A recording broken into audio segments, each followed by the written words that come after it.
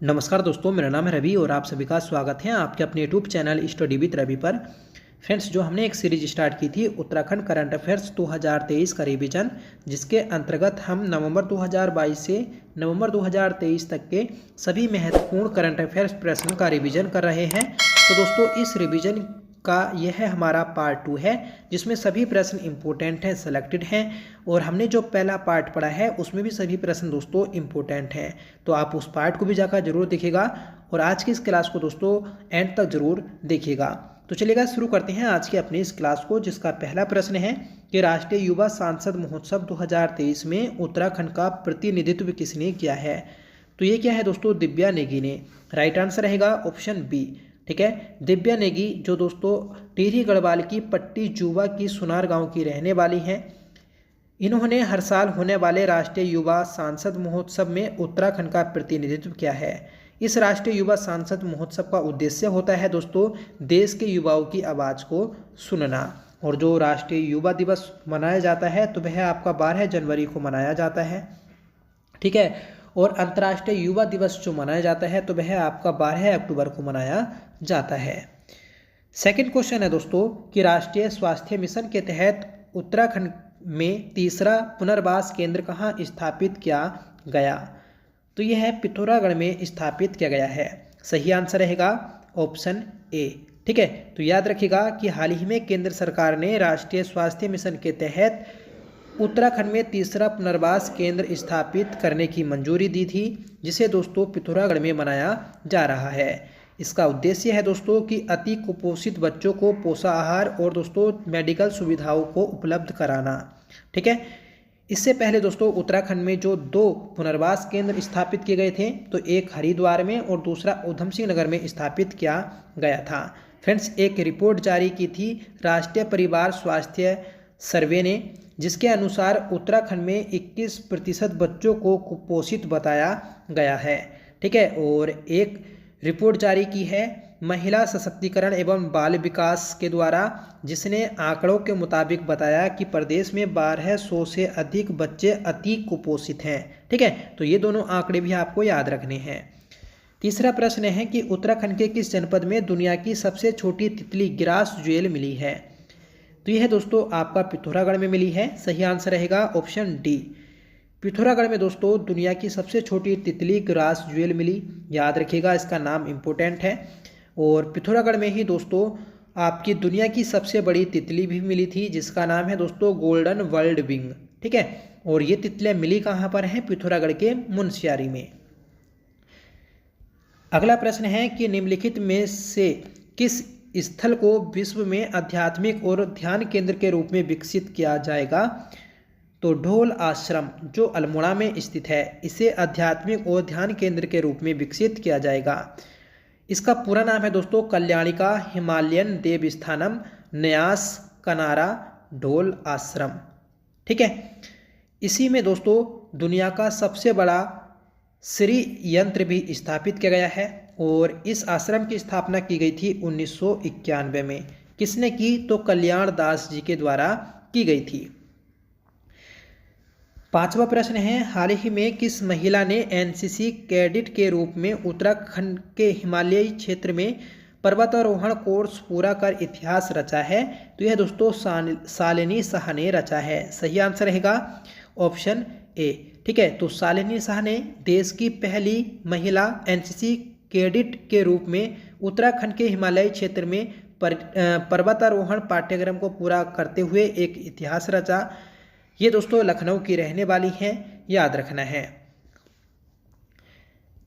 Next question है कि 7वां वार्षिक उद्यमिता शिखर सम्मेलन 2023 कहाँ आयोजित किया गया। तो ये किया गया था दोस्तों काशीपुर में। ठीक है, काशीपुर के दोस्तों IIM जो IIM है फ्रेंड्स,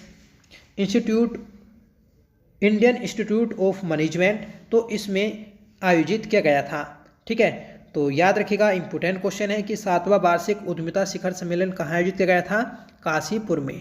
ठीक है, उत्तराखंड में कहाँ ग्लोबल इन्वेस्टर समिट 2023 का आयोजन किया जाएगा। तो फ्रेंड्स, ग्लोबल इन्वेस्टर समिट 2023 का जो आयोजन किया जाना है तो वह उत्तराखंड के देहरादून में किया जाना है। सही आंसर रहेगा ऑप्शन ए। इसका जो आयोजन किया जाएगा तो वह आपका 8 से 9 दिसंबर के मध्य किया जाएगा। ठीक है, और इससे पहले दोस्तों ग्लोबल इन्वेस्टर समिट का जो आयोजन किया गया था तो वह 2018 में किया गया था, जब उत्तराखंड के मुख्यमंत्री थे त्रिवेंद्र सिंह रावत। ठीक है, तो ये भी आपको याद रखना है। आपसे ये भी पूछा जा सकता है कि ग्लोबल इन्वेस्टर समिट 2023 से पहले उत्तराखंड में किस वर्ष यह समिट आयोजित की गई थी, तो 2018 में आयोजित की गई थी। ठीक है, ये जो दोस्तों समिट आयोजित की जाएगी 2023 में, इसकी थीम है शांति और समृद्धि, मतलब पीस टू प्रोस्पेरिटी। ठीक है, तो थीम भी आपको याद रखनी है। 8वां प्रश्न है कि वित्तीय वर्ष 2022-23 में होम स्टे योजना के तहत किस जनपद में सर्वाधिक पंजीकरण किए गए। तो 2022-23 में होम स्टे योजना के तहत सर्वाधिक जो पंजीकरण किए गए हैं तो वह नैनीताल जनपद में किए गए हैं। सही आंसर है हमारा ऑप्शन सी। ठीक है, और इनकी जो संख्या है दोस्तों तो वह है 221 है। मतलब जो नैनीताल में होम स्टे योजना के तहत पंजीकरण जो किए गए हैं तो वह 221 है। ठीक है, जो कि सर्वाधिक है। और दूसरे स्थान पर है दोस्तों देहरादून में 148। ये जो योजना शुरू की गई थी दोस्तों, ये की गई थी 20 अप्रैल 2018 को। तो 20 अप्रैल 2018 को दोस्तों उत्तराखंड में होम स्टे योजना को शुरू किया गया था।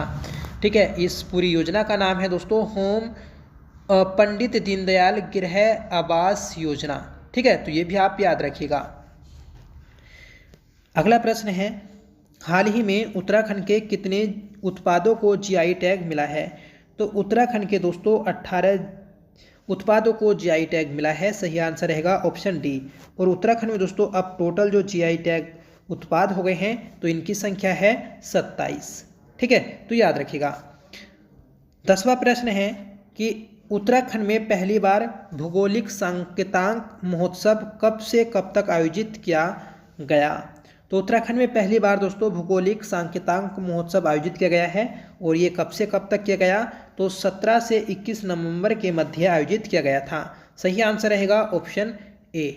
ठीक है, इसका जो उद्देश्य होता है दोस्तों तो स्थानीय उत्पादों को अंतर्राष्ट्रीय स्तर पर पहचान दिलाने के लिए किया जाता है। ये भी आप याद रखिएगा। वर्तमान में दोस्तों उत्तराखंड के प्रमुख जीआई टैग उत्पाद हैं तेजपात, बासमती चावल, भोटिया दन, एप्पड़ कला, च्यूरा ऑयल, मुनस्यारी की राजमा, रिंगाल क्राफ्ट, ताम्र उत्पाद, थुमला, ये सभी दोस्तों हमारे जीआई टैग हैं। ठीक है, तो दोस्तों ये थे आज के हमारे सभी इंपॉर्टेंट और सिलेक्टेड क्वेश्चन। आई होप आपको पसंद आए होंगे और ये आपको एग्जाम में भी ज़रूर हेल्प करेंगे। ठीक है, आज का आपका होमवर्क रहेगा, आज की इस क्लास से ही क्वेश्चन है दोस्तों कि 7वां वार्षिक उद्यमिता शिखर सम्मेलन 2023 कहाँ पर आयोजित किया गया। ठीक है, तो ऑप्शन है आपके नैनीताल, देहरादून, काशीपुर और हरिद्वार। ठीक है, तो कमेंट करके आंसर आप जरूर दीजिएगा, साथ में बताइएगा दोस्तों आज की क्लास आपको कैसी लगी। आई होप आपको पसंद आई होगी। आपने अभी तक चैनल को सब्सक्राइब नहीं कर रखा है तो प्लीज़ चैनल को सब्सक्राइब कर लीजिएगा और बेल आइकन भी दोस्तों प्रेस जरूर करिएगा। ठीक है, पहला पार्ट भी जरूर